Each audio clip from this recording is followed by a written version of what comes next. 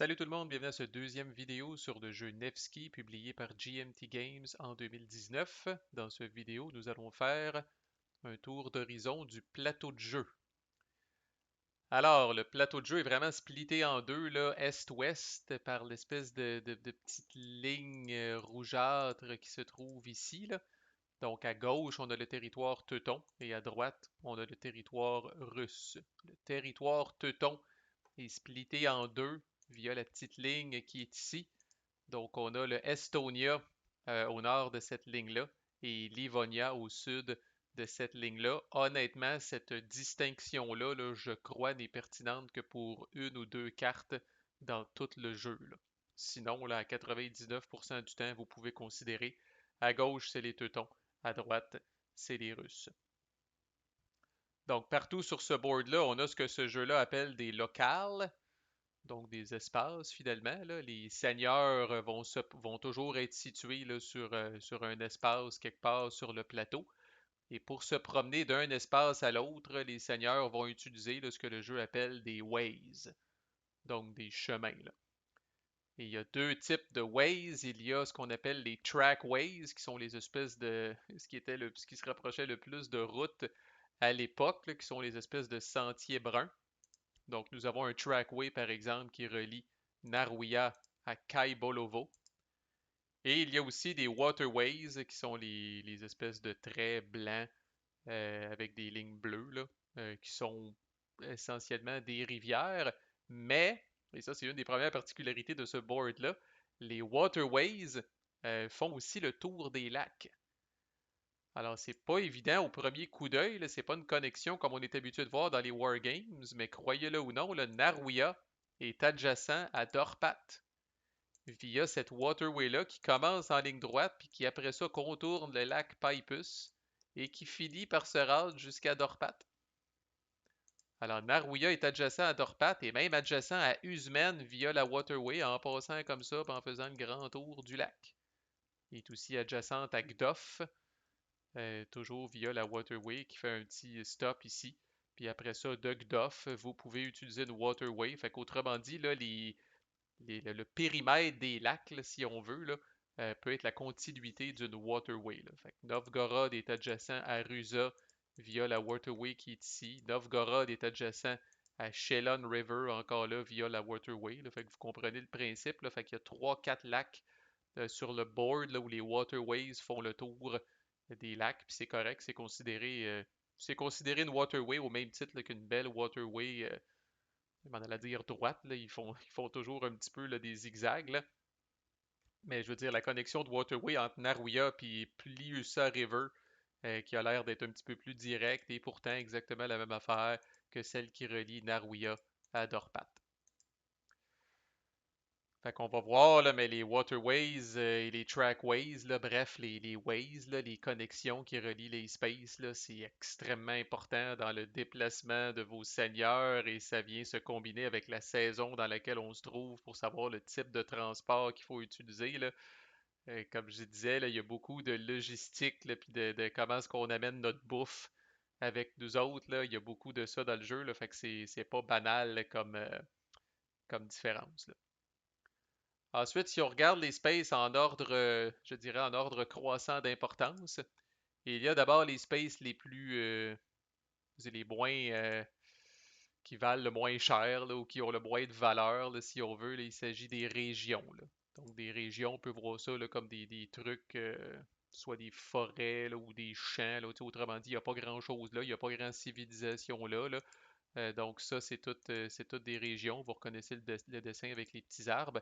En passant, là, du côté teuton, les noms des spaces sont écrits comme en brun, puis du côté russe, les noms des spaces sont écrits en rouge. C'est pour ça que dans la légende ici, là, vous avez les deux écrits d'une couleur différente. Là, c'est vraiment juste c'est un autre aide visuel pour vous aider à distinguer, par exemple, une space est-elle du côté teuton ou du côté russe. Là. Fait que, par exemple, Usmen, qui est pas mal borderline là, sur la ligne, là, son nom est écrit en rouge, donc ça clarifie hors de tout doute qu'elle est du côté russe. Fait que les régions, je répète, c'est les spaces qui ont le moins de valeur, là, même si vous. Fait que c'est des spaces qui ne peuvent pas être conquises. Et même si vous les ravagez, là, tout ce que vous réussissez à ramasser, là, c'est une provision. On va voir les détails quand on va voir les actions disponibles au Seigneur, là, mais c'est vraiment là, la space la plus banale possible et imaginable. Juste au-dessus de ça, à peine, on a ce que le jeu appelle des towns. Donc des villages, là, si on veut, là, dans ces petits icônes, ces petits dessins-là ici. Même principe, ça ne peut pas être conquis non plus. La seule différence vraiment entre une town et une région, c'est que si vous ravagez une town, là, il y a quand même un petit peu plus de monde, un petit peu plus de population, un petit peu plus d'affaires à voler. Fait qu'en plus de ramasser un de provisions, vous allez ramasser un loot. Ce que le jeu appelle un loot, là, du butin, là. Vous allez ramasser ça là, parce qu'il y a plus de villageois à terroriser, puis il y a plus de villageois à intimider pour qu'ils vous donnent du stock, là. C'est vraiment la seule différence, là. Sinon, dans les deux cas, ce ne sont pas des places fortes, c'est pas des endroits qui peuvent être conquis. Vous ne faites que passer par là, puis au passage, on va tout brûler. Question d'avoir un demi-point de victoire, puis de ramasser un petit peu de provisions, puis de ramasser un petit peu de loot dans le cas des towns.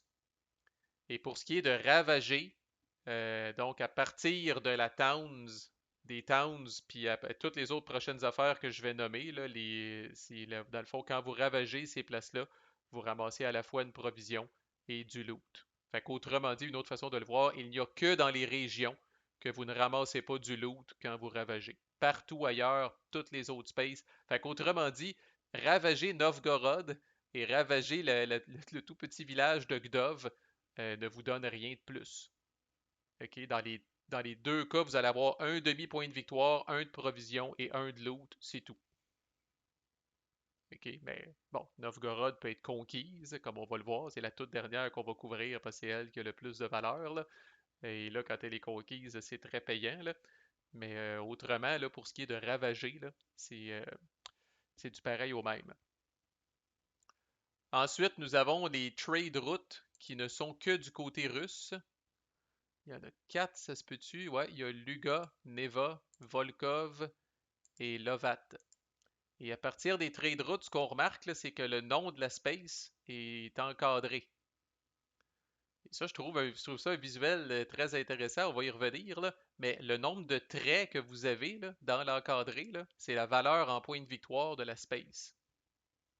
Alors, on voit d'un coup d'œil que les trade routes valent un point de victoire parce qu'il y a un encadré, contrairement à Rusa qui a deux encadrés puis qui vaut deux points de victoire, et à Novgorod qui a trois encadrés et donc qui vaut trois points de victoire. Puis ça, ce que je viens de dire là, c'est valide autant du côté russe que du côté teuton.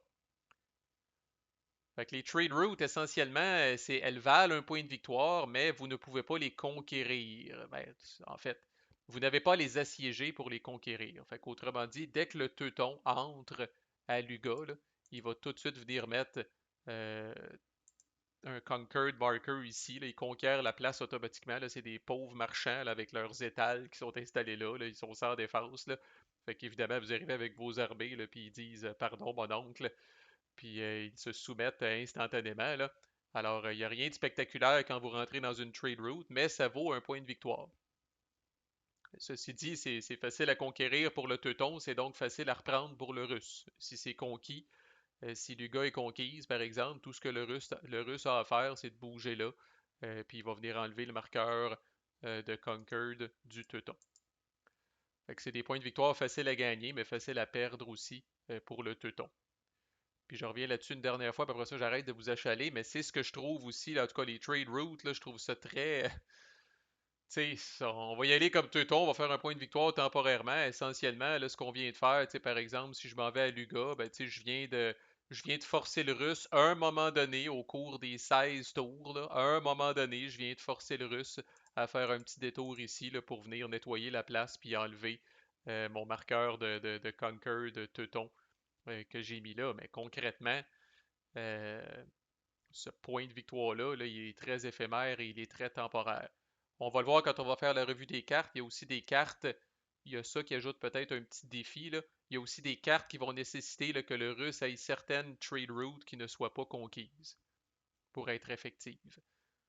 Donc ça force le russe à garder un œil, là, au moins ça force le russe à garder un œil sur certaines trade route, mais c'est pas toute la gang, là. Je pense entre autres à Lovat, qui est comme ça là, pour une capability spéciale russe, là. Mais bon. Et là, on trace une autre ligne, parce que là, toutes les autres spaces que je vais couvrir, c'est ce que le jeu appelle des strongholds, des places fortes, là.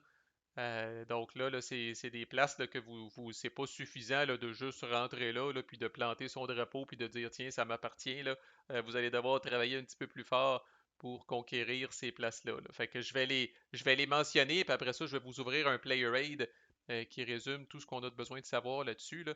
Fait que j'y vais en ordre de comment tough ces places-là sont à conquérir, là.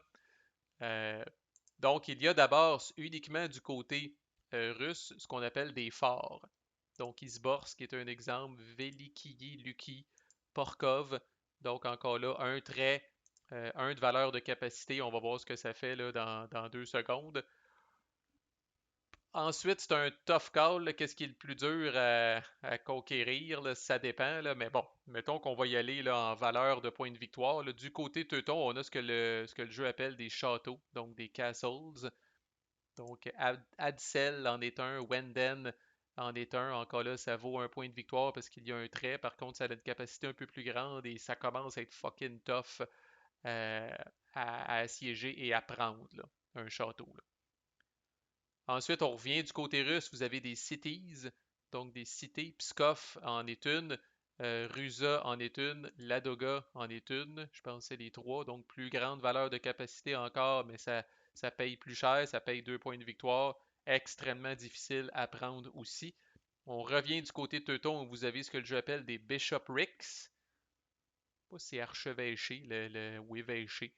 La traduction de ça, ça vaut 2 points de victoire incroyablement difficile à prendre aussi. Là, il y en a une coupe du côté teuton.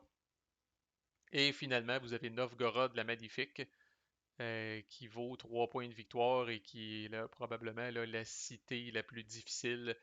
Ben, je veux dire, la space, c'est pas une cité, là, c'est Novgorod. Là. Vous allez voir, elle a sa propre entrée dans le Player Aid. Là. C'est la place la plus difficile à prendre définitivement, là. Premièrement, elle est fucking loin du territoire teuton. Là, on va voir, quand on va voir un peu les mécaniques du jeu, évidemment, c'est un petit peu plus facile de prendre les places qui sont sur le bord de la frontière parce que vous êtes plus proche de chez vous. Là. Mais si vous avez des seigneurs qui sont rendus à Novgorod, là, sont très loin de chez eux, là. Et là, c'est là que l'approvisionnement devient un problème, là, puis la bouffe devient un problème. Ben bon, curieusement, même si vous capturez Novgorod comme Teutos, c'est pas la fin. En tout cas, je serais curieux si quelqu'un entend ça et a déjà joué le russe et a déjà réussi à gagner après que Novgorod ait été conquise. J'aimerais vous entendre dans les commentaires. Personnellement, j'en aurais probablement fait une autre win condition, là, parce que comme je disais, c'est quelque chose qui est tellement difficile à faire, puis une fois que vous le faites, là, c'est tellement épouvantable les conséquences sur le russe, là, comme on va le voir, là, que je vois pas comment un joueur russe peut se relever de ça, là. Alors pour moi, c'est un cas où le jeu pourrait mettre fin aux souffrances du russe.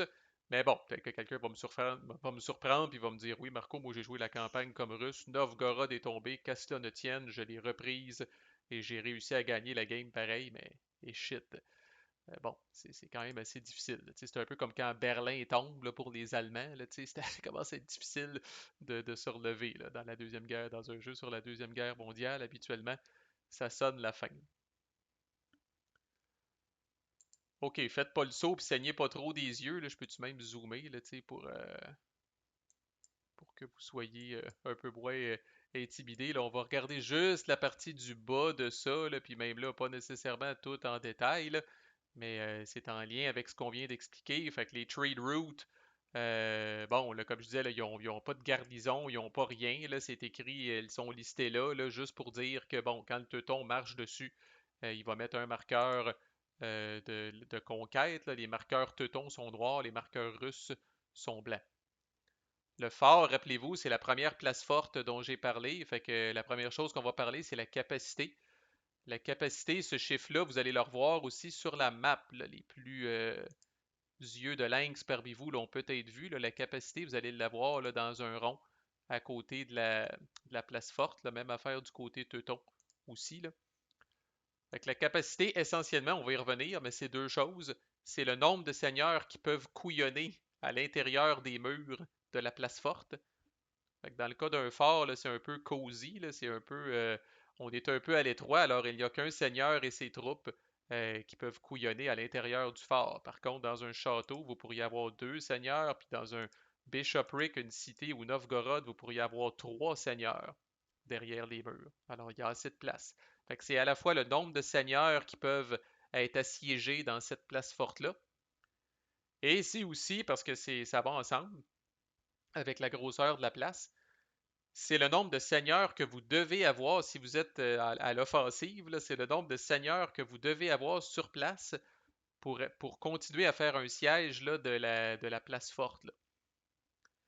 Fait que, par exemple, un fort, étant donné que c'est tout petit, c'est suffisant d'avoir un seul seigneur. On va voir l'activité de siège là, parmi les choses que vos seigneurs peuvent faire. Là. Mais un fort, c'est suffisant d'avoir un seul seigneur pour augmenter le marqueur de siège. Et plus votre marqueur de siège est haut, plus ça va être facile de faire un assaut de la place. Fait que mine de rien, là, si le Russe veut assiéger un château là, de manière un peu plus organisée là, et un peu moins cowboy, là, ça va y prendre deux seigneurs sur place pour être capable de faire ça. Et à partir du bishopric de la cité et de Novgorod, c'est trois seigneurs que vous devez avoir sur place. Je rappelle qu'en tout, chaque joueur a six seigneurs. Et je rappelle que vous ne les aurez pas toutes sur le board en même temps. Alors imaginez si vous êtes teuton, par exemple, puis que vous avez trois seigneurs qui sont parkés à une cité, là, ben vous avez peut-être un autre seigneur à quelque part pour défendre vos trucs ou réagir au move de l'adversaire. Alors juste ça, en partant, c'est incroyable. Si vous n'avez pas ce nombre de seigneurs-là sur place, vous êtes capable d'assiéger la place, mais en tout cas, on va le voir, là, le marqueur de siège ne pourra jamais augmenter plus haut que 1. Et avec un marqueur de siège à 1, d'essayer de prendre d'assaut la place forte, là, oubliez ça, ça va être extrêmement, extrêmement, extrêmement difficile. Alors oui, si on veut assiéger une cité proprement, là, faut mettre les efforts, faut mettre le temps, faut essayer d'avoir trois seigneurs sur place pendant plusieurs cartes ou plusieurs tours, même des fois, pour venir à bout de bâtir ces équipements de siège, puis après ça, on rentre. Mais c'est normal, c'est des places fortes, là, puis là, on n'est pas à l'époque encore là, des canons puis tout le kit, là, fait qu'imaginez si vous avez des chevaux puis des échelles, là, fait que, tu sais, bonne chance pour capturer une cité, là. Fait qu'il faut être là longtemps, il faut prendre le temps de bâtir nos affaires autour, là, tu sais, là, puis de maganer un petit peu les gens qui sont à l'intérieur, puis à un moment donné, go, on y va, là. Fait que retenez pour l'instant, on va voir les détails, mais la capacité, c'est à la fois le nombre de seigneurs défensivement qui peuvent couillonner à l'intérieur de la place, et c'est le nombre de seigneurs qui doivent être présents offensivement pour faire un siège de qualité de cette place-là. Ensuite, vous allez avoir un petit avant-goût de pourquoi les places fortes, c'est fucking tough dans ce jeu-là à conquérir. Ben, les places fortes ont une valeur de protection là, pour représenter, dans le fond, les murs, comme on voit là. Là. Fait que pour ça, le teuton a un petit avantage, entre guillemets, là, technologique ou architectural, si je peux dire. Là. Mais les murs teutons sont un petit peu plus efficaces que les murs russes. Mais n'empêche, même les murs russes, là, on va voir, 1 à 3, c'est épouvantable. C'est épouvantable. Et chaque place forte a aussi une espèce de garnison. Alors, même si la place forte ne contient pas de seigneur, ce n'est pas une walk in the park. Il y a une garnison intrinsèque, là, il y a une garnison par défaut qui dort dans la place forte. Là. Alors, même s'il n'y a aucun seigneur sur place, là, bon, dans le cas d'un fort, c'est pas si pire. Là, vous avez une seule unité d'hommes d'armes, là, mais tout le reste, c'est incroyable. C'est incroyable. À partir de trois unités dans la garnison, là, on va le voir quand on va voir les règles de combat, là, ça combiné à la force des murs, là, c'est extrêmement, extrêmement difficile de faire de quoi. Là. Fait que bon, et voilà, c'était comme ça que ça marchait à l'époque. Et puis en tout cas, là, comme on le voit, là, la majorité de cette garnison-là, là, sans rentrer dans les détails techniques, là, mais sont munis d'arbalètes. Fait qu'ils vous tirent dessus, puis ça transperce l'armure. En tout cas, c'est un cauchemar. Je veux dire, faire des assauts dans ce jeu-là, c'est un cauchemar. Genre, je me réveille encore en sueur la nuit. Là. Et ensuite, vous avez ce qu'on appelle là, la paye, les spoils, là, la récompense que vous avez si vous réussissez à conquérir ces places-là. Fait que là, on voit le lien entre le nombre de tokens qu'il y a ici et les fameux encadrés que je parlais tantôt. Là. Fait que si je regarde un fort comme Isborsk, qui a un seul encadré, ben c'est un VP, un butin, un provision, puis un coin. qui est un autre type d'asset, qui est comme de l'argent que vous pouvez offrir à vos seigneurs pour qu'ils restent avec vous autres plus longtemps. Si vous réussissez à conquérir une cité qui a 2 encadrés, ben 2 VP, 2 loot, 2 de provisions et 2 coins. Et si jamais vous réussissez à conquérir Novgorod envers et contre tous, forte de ces trois trucs, là, ben 3 VP, 3 de loot, 3 de provisions et 3 de coins. Fait que comme je disais, juste de se relever de ça pour le russe, c'est quand même quelque chose. Puis en plus, là, on va le voir, là, mais quand on conquiert Novgorod, vous videz aussi là, tout l'argent qu'il pourrait y avoir dans le véché de Novgorod. Fait qu'on va y revenir quand on va parler des combats puis de faire l'assaut, là, mais on fait le tour des espaces là, pour comprendre. Et évidemment, là, ça dit, bon, parce que quand vous assiégez une place, une des stratégies, là, c'est bon, là, c'est d'en venir justement à ce que la garnison se rende, là, puis la place forte au complet, finalement, là, capitule et se rend. Alors, si la place forte se rend, ce qui est le fun, c'est que vous allez l'avoir conquise sans verser une goutte de sang. Fait que il y a ça d'intéressant. Par contre, si la place forte se rend, vous ne ramassez pas tout ça. Alors, vous allez mettre votre marqueur de points de victoire, mais vous ne ramassez pas le loot, vous ne ramassez pas les provisions et vous ne ramassez pas d'argent. Fait que, ça a fait partie des négociations serrées à la table pour dire, bon ben gars, là, si vous vous rendez, là, on brûle rien, on ramasse rien, on vous laisse vos affaires, là, par contre, vous nous accueillez en héros puis on prend le contrôle de la place. Fine. Fait que vous allez mettre vos marqueurs de points de victoire, mais vous n'aurez pas le reste. Par contre, si vous êtes impatient ou puissant, puis vous vous tannez, puis vous décidez de ramasser la place, là, ben là, tant pis pour eux autres, il y avait juste à vous écouter. Là, c'est là que vous allez ramasser la paye qui est dans la colonne de droite, ici.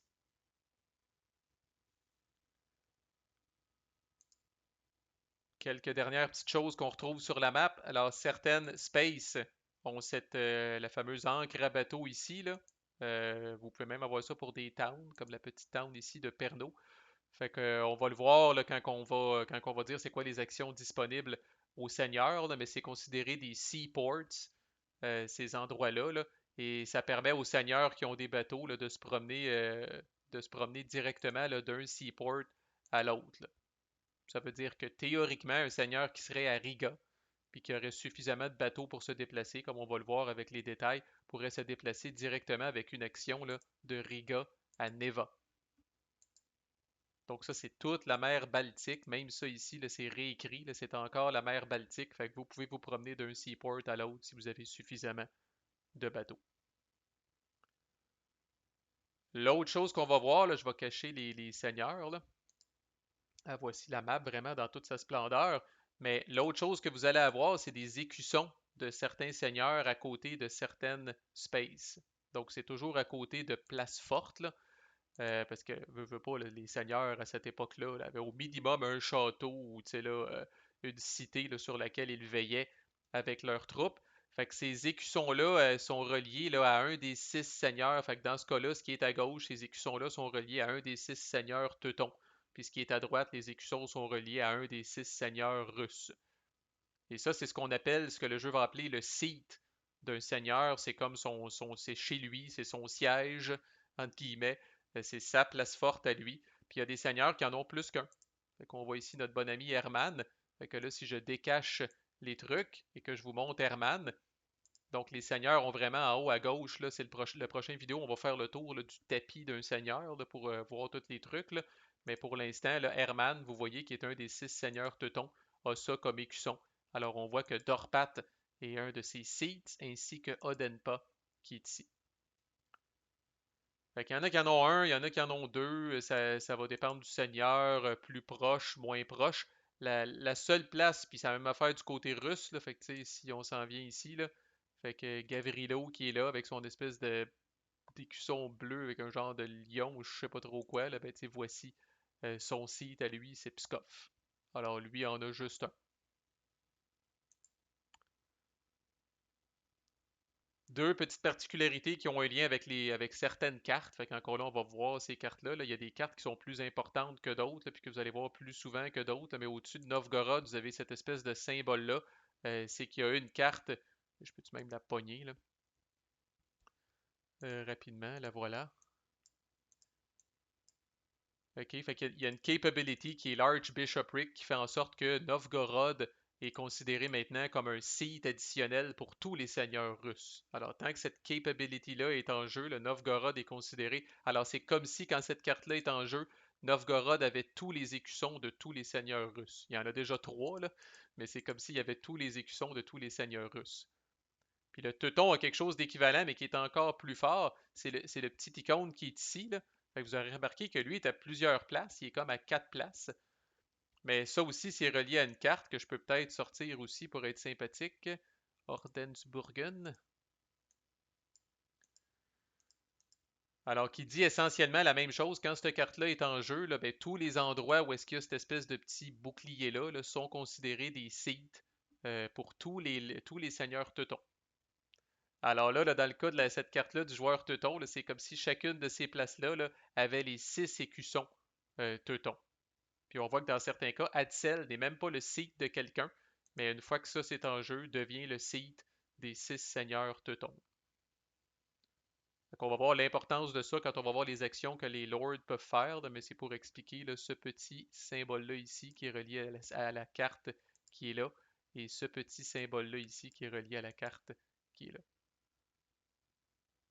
Alors, dans le cas des seigneurs, par exemple, dans le cas de ces deux seigneurs-là qui traitent déjà Wenden comme étant un site, ce truc-là ne change rien. Par contre, pour les quatre autres seigneurs, ça transforme Wenden en site potentiel pour eux autres. Puis dans le cas d'Adsel, ben, ça transforme Adsel en site potentiel pour tout le monde, ce qui est quand même très intéressant. Et finalement, et ensuite on conclut, il y a une notion très importante dans le jeu, là, puis je vais la rappeler à chaque fois que c'est pertinent dans les règles. Ce que le jeu appelle un friendly local. Donc, une locale qui est amie, c'est quoi? Ben, vous l'aurez deviné, tout ce qui est de votre côté de la map et qui n'a pas été conquis par l'ennemi et qui n'est pas occupé par l'ennemi, ben, c'est friendly à vous. Fait que dans le cas du joueur teuton, au début de la game, toutes les spaces teuton sont friendly. Par contre, si jamais, par exemple, le russe conquiert Wessenberg, ben là, ce n'est plus friendly maintenant pour le joueur teuton, même si c'est de son bord. À l'inverse, si vous commencez à faire des incursions de l'autre côté, c'est le cas du joueur teuton, qui entre autres devrait ramasser Isborsk pas longtemps après. Donc une place forte, spécifiquement une place forte ennemie qui a été conquise du côté ennemi, justement, là, c'est considéré friendly pour vous autres. Puis on va voir, là, c'est très important pour certaines règles. Là, vous allez être capable de lever des troupes à cet endroit-là. Là. Il y a toutes sortes d'affaires que vous allez pouvoir faire. Là. Fait que même si vous êtes planté debout à Ostrov, étant donné qu'Ostrov n'est pas une place forte, ce n'est pas considéré un friendly local. Donc c'est quand même particulier. Là. Même affaire si vous êtes dans une région à Sorot River. Même affaire si vous êtes à Neva. Un trade route n'est pas une place forte. Ça commence à partir des forts. Là. Les places fortes ont toujours un petit chiffre de capacité, si vous voulez le retenir. Les trade routes n'en ont pas. Alors même si vous avez conquis une trade route puis votre seigneur est parké là, ce n'est pas considéré une locale qui est friendly pour vous. À même principe, si Herman s'en vient ici, là, puis qu'il vient assiéger Pskov, on va mettre un petit marqueur de siège Teuton, ben là, on a Gavrilo qui est là, donc ce n'est pas conquis encore. Là. Ce n'est pas conquis encore. On a Gavrilo qui est parké là. Puis bon, ben, tant que la job n'est pas terminée à Pskov, les Teutons ne peuvent pas considérer que c'est un endroit qui est friendly pour eux autres. Alors si le tour finit comme ça, là, ben là, on imagine Herman avec ses troupes installées avec ses tables à pique-nique puis ses tentes à l'extérieur de Pskov. Là, il ne peut pas commencer à soulever des troupes là, puis faire des trucs qui nécessitent là, qu'il soit dans un endroit friendly. Il faut vraiment qu'il ait conquis la place, botté le cul de toutes les Russes de là, puis vraiment mis ses drapeaux partout, puis fait le ménage dans ses appartements pour vraiment être capable de s'installer là, puis de dire dorénavant, cette place-là, c'est friendly à moi. Alors, c'est le défi. Quand on commence à s'avancer dans les terres ZB, là, on va voir que on est dans un environnement assez hostile. Et plus on est creux dans le territoire ennemi, plus c'est compliqué. Mais bon, on pourra y revenir. Fait que voilà, ça fait le tour du plateau de jeu. Prochaine vidéo, on va regarder cette espèce de calendrier-là. Puis on va regarder aussi de ce que j'appelle l'anatomie d'un seigneur. On va regarder toutes ces valeurs-là ici, que ça veut dire les troupes puis alouettes. Là. Fait que ça va être un bon petit tour d'horizon, ça, pour vous partir. Fait que voilà, manquez pas le prochain vidéo dans la playlist. À plus.